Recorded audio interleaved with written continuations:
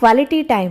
పిల్లలకు మనం ఇచ్చే కంఫర్ట్స్, మంచి ఇల్లు, స్కూల్, బ్రాండెడ్ బట్టలు, గ్యాడ్జెట్స్, సేఫ్ ఎన్వైరన్మెంట్, ఆరోగ్యం, ప్రాపర్ ఫుడ్, ఇవన్నీ పేరెంట్స్ చాలా జాగ్రత్తగా చూసుకుంటున్నారు. స్కూల్, ట్యూషన్ యాక్టివిటీస్ పిల్లల భవిష్యత్తుకు కావాలి.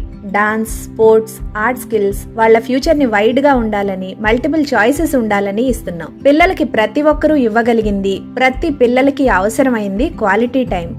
పిల్లలతో గడిపే ప్రేమతో కూడిన సమయం, దగ్గర కూర్చొని వాళ్ల మాటలు వినే నిమిషాలు, ఎల్డర్స్తో కలపడం, పిల్లలతో నవ్వడం, ఆడడం, షేర్ చేయడం. హార్వర్డ్ యూనివర్సిటీ రీసెర్చ్ ప్రకారం సర్వ్ అండ్ రిటర్న్ ఇంటరాక్షన్స్, పిల్ల అడిగితే మనం స్పందించడం, మనం మాట్లాడితే వారు స్పందించడం, బ్రెయిన్ ఆర్కిటెక్చర్ స్ట్రాంగ్ అవుతుందని, తక్కువ కోపం, తక్కువ భయం, ఎక్కువ సెల్ఫ్ కంట్రోల్తో పెరుగుతారని, పిల్లల్లో ఐఆమ్ సేఫ్ అనే భావన డెవలప్ అయి లేటర్ అది మంచి ప్రవర్తన, మంచి రిలేషన్షిప్కి బేస్ అవుతుందని అటాచ్మెంట్ థియరీలో అది ప్రూవ్ అయిన విషయం. కొన్ని నిమిషాలు పిల్లో ఫైట్, లూడో, డ్రాయింగ్, ఇంకా నేచర్తో ఆడడం, దీనివల్ల బ్రెయిన్ కామ్ అవుతుంది, ఈఎంఎఫ్ స్క్రీన్ ఇన్ఫ్లుయెన్స్ తగ్గుతుంది, మూడ్ ఇంప్రూవ్ అవుతుంది. రాత్రి పడుకునేప్పుడు కొన్ని నిమిషాలు ఎమోషనల్ సేఫ్ జోన్, ఇది పిల్లల ఫ్యూచర్ పర్సనాలిటీని మార్చే టైం.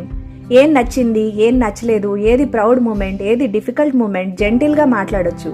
ఇది పిల్లల్లో ఎమోషనల్ మెచ్యూరిటీ తెస్తుంది. ఇవన్నీ చేయడానికి మనకి daily max 45 minutes to 1 hour. కానీ పిల్లల జీవితంపై దీని ప్రభావం ఒక లైఫ్ టైం. పిల్లలకు మంచి చెప్పాలి అనే దానికంటే మంచి చూపించాలి అనేది శక్తివంతం. ఎందుకంటే వాళ్ళు వింటూ కన్నా చూస్తూనే ఎక్కువ నేర్చుకుంటారు. మన స్మైల్, ఎమోషనల్ బ్యాలెన్స్, సిచ్యువేషన్స్ ని హ్యాండిల్ చేయడం, క్లోజ్ గా అబ్జర్వ్ చేస్తారు. ఎల్డర్స్ ఇప్పుడు ఫేస్ చేసేది పిల్లల లాంగ్వేజ్ వారికి అర్థం కాదని, ప్రేమకి భాష లేదు, ప్రేమగా చూసే చూపు, స్పర్శ, వాళ్ళని దగ్గరికి తీసుకోవడం, వాళ్ళ అచీవ్మెంట్స్ ని అప్రిషియేట్ చేయడం, ఓపిగ్గా వాళ్ళు చెప్పేది వినడం, పిల్లలు కోరుకునేది అదే.